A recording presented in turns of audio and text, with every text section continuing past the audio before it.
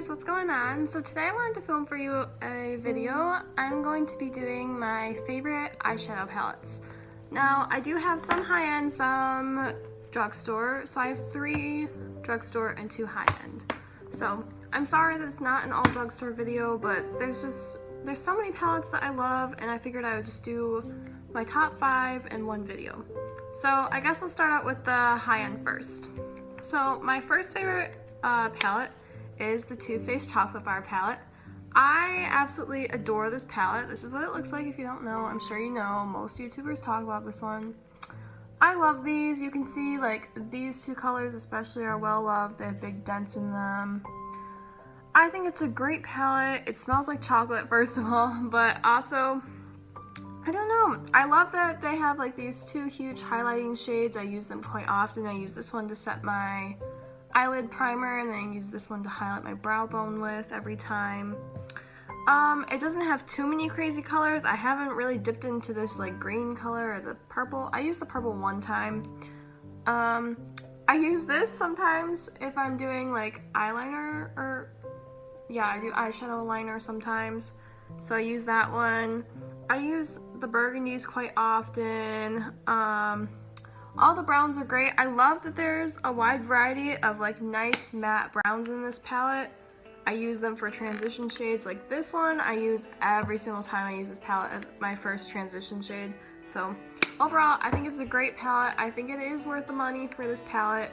I know Makeup Revolution has some dupes that are like really close to this, so if you don't want to spend the money on this, check it out, but I think it's worth it. I love the quality of them. I think they're great. Okay, so my next palette that's my favorite is, I don't know if it's a limited edition one, and I'm really sorry if it is. I think you can still get it at Ulta. I saw it at my Ulta the other day. It is the Lorac California Dreaming palette. This is what it looks like.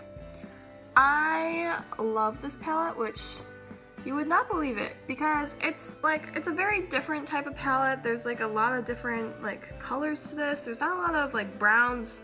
There's a lot of pinks and like orangey browns. So these 3 are my favorite for in the crease and stuff like that. I use this one to deepen up the outer V if I want something smoky. I love these 2 shades for the lids, Kitty Cat and 65 Degrees. They're great. I set my eyelid with this one or this one if I put an eyeshadow primer. I think it's a great palette. I think this black is really nice, and also I want to try and experiment with this green. It looks really good. They're really, really creamy. Here, I'll swatch one for you. We'll swatch Starfish. It's a really nice matte with a little bit of shimmer in it. I think it's really nice. It's like an orangey, bit of a pink. I personally like the quality of this one better than this one. This one I believe retails for $44, and this one I got on sale for $18, but I believe it's sold for $36. So this one I like the quality better. I think they're a little creamier. I think they're easier to blend. I'm actually going to go back into the chocolate bar and swatch one color for you. I will swatch this one for you. So yes, I think the California Dreaming is better, but I don't know. So this is the Too Faced Chocolate Bar, and this is the California Dreaming. The California Dreaming isn't showing up very well on camera just because it is a lighter color that I swatched, but I believe that this one is creamier. It doesn't have fallout. This one's a little chunky, and it's a little like, I wouldn't say like fallout you get from it, but I would say that it's a little less creamy. It's a little more powdery. There we go. So these 2 are my favorite high-end palettes of the moment. They're great. So now moving on to the drugstore. Okay, this palette is talked about all over YouTube, but I can't help it. I love it too. It is the Wet n Wild Comfort Zone palette. This is what it looks like. I like the packaging and the fact that it's clear so you can see all the colors through it. That is the only downside to these 2 high-ends, is you cannot see the colors through them, even though like you basically know when you buy a palette what types of colors are in there, but when you start accumulating, sometimes you can forget. So these are the shades. This palette is so beautiful. First of all, let me just tell you, okay, So I feel like this palette was designed for brown eyes, don't get me wrong, like you can use this with any other eye color, but you have a nice green side and a nice brown side, and I think greens and browns pair really well with brown eyes. So these are so creamy. I would say that these are a good match for this consistency. I think this palette is better than most high-end. Like, I absolutely think, hands down, this is better than Urban Decay shadows.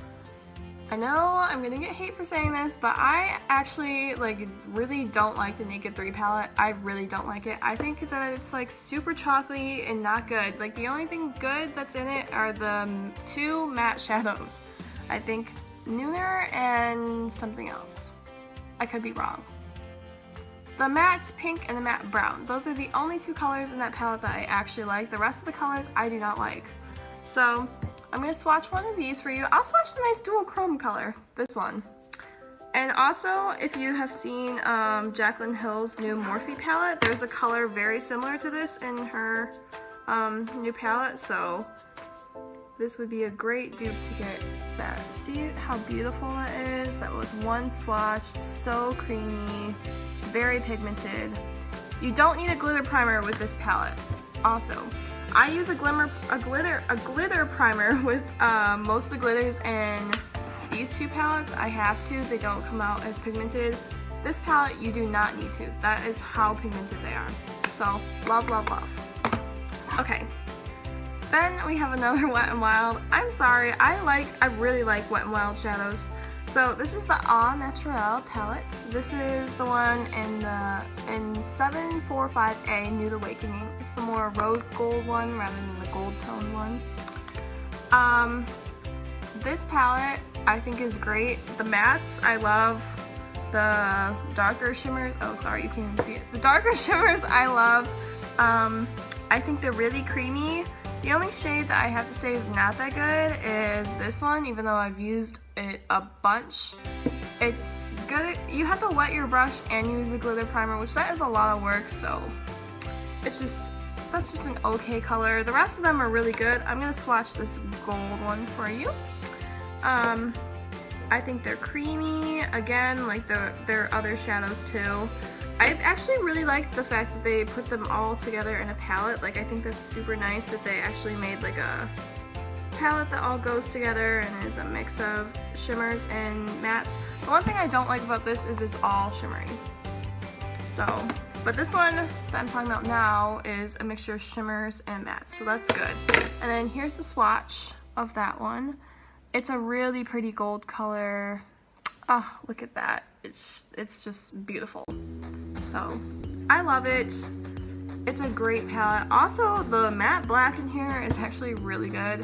It's really good. I don't like super pigmented matte blacks because I think that they're really hard to control and they're really hard to blend out, and sometimes it makes your eyeshadow look muddy. I really like the fact that this one is not that pigmented. It's really easy to blend out and it's really easy to make like a dramatic smoky eye with. Alright, and then I'm sure you can see this coming because I just used this in my everyday makeup routine the other day. This is the Makeup Revolution Neut-rals versus Neutrals palette. I don't know. It's weird. You can, oh, it's backwards, but that's the name of it. It's really awkward. I don't know how to pronounce it. Again, this is what this looks like. I think it's a great dupe for the Anastasia Modern Renaissance palette. Personally, I don't really like that palette. I've tried it before. It's kind of chalky and not that great. I love this palette. I think all the colors are fabulous. Again, this, I don't know what it is about these like dusty light pinks. They do not like me. I have to use a glitter primer and wet my brush with that one again. So that one's not that good. But the rest of the colors in this palette are great. I think the pigmentation is good. I think they're really easy to blend out. I'm gonna swatch this guy for you. I think these are comparable to the Too Faced Chocolate Bar consistency. Yeah, I think that they're like that sort of consistency. I wouldn't say that they're super creamy. They're a little chalky, but like they're easy to blend out and they have overall nice pigmentation. And plus, okay, this palette is $15. The Modern Renaissance is like 42 or 44, I believe. So that's that one. See, it's still really pretty. You have to work with it a little bit, but like honestly, you get more shadows in this than the Modern Renaissance, and it's way cheaper. So why not? You should give it a try. So overall, those are my top 5 makeup palettes. I'm sorry that they're not all drugstore.